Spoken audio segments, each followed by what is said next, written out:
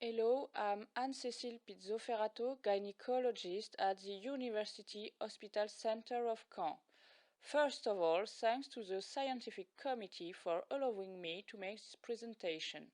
The subject is about women's perception of pelvic floor repair surgery complications. Urinary incontinence and pelvic organ prolapse are common diseases that may impact women's quality of life. When surgery is decided, surgery with meshes is often used. Transvaginal or transabdominal insertion of meshes to treat prolapse or mesh sling to treat stress urinary incontinence. Prolapses can also be repaired vaginally without surgical meshes. Postoperative complications may be serious for functional diseases and difficult to manage, particularly in case of mesh complications.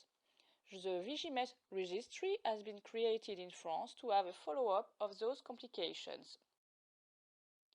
The most widely used classification of postoperative complications is the Clavien Dindo classification, which is based on the therapy invasivity degree engaged to treat these complications. It is easy to use, adaptable to different specialties, and allows reduction in subjectivity of reporting postoperative complications. The Clavien Dindo classification is actually recommended by the European Association of Urology. But this classification does not apply for intraoperative complications and does not take into account the perception of the woman. Our main objectives were to assess women's perceptions of postoperative urinary incontinence or prolapse surgery complications and to compare it to the Clavien Dindo classification.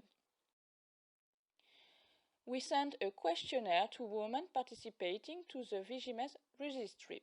This questionnaire consisted of 30 clinical vignettes based on the complications described in the VGMS registry. They were presented in random order, the same for all participants. We proposed in these vignettes 4 grades of severity: not serious, a little serious, serious, and very serious. We also classified the vignettes using the Clavien Dindo classification to make comparisons. The Clavien Dindo classification could be used for some of the vignettes or not for others.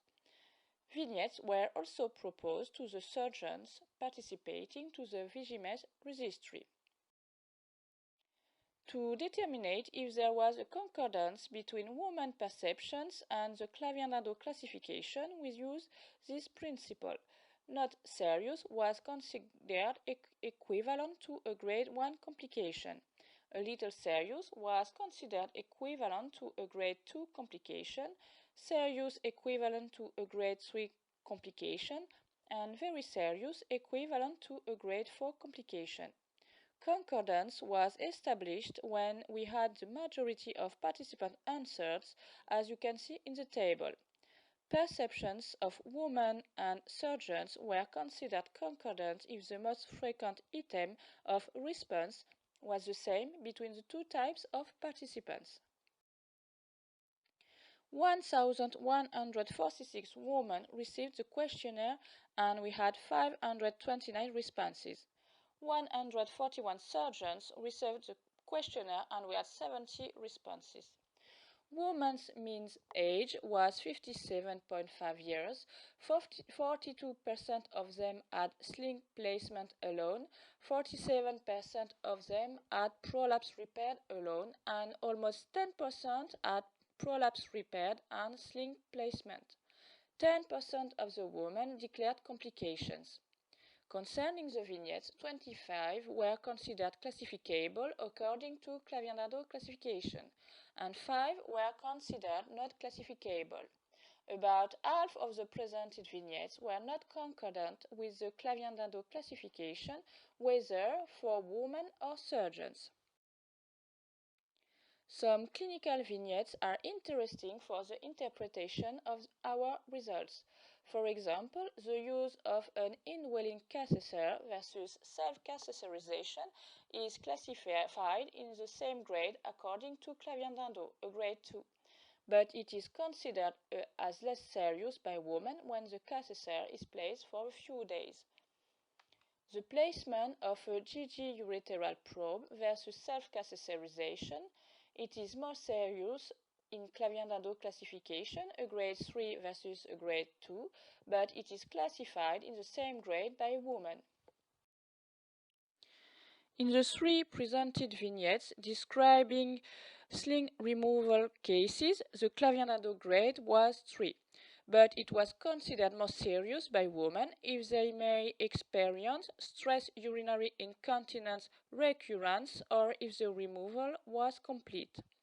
Concerning the use of postoperative therapies, the use of long-term drug treatment is perceived as more serious by women for the two presented cases. Antibiotics for recurrent urinary tract infections, a grade 1 in Clavien Dindo, a grade 2 for women, or anticoagulation for pulmonary embolism, a grade 2 in Clavien Dindo, a grade 4 for women.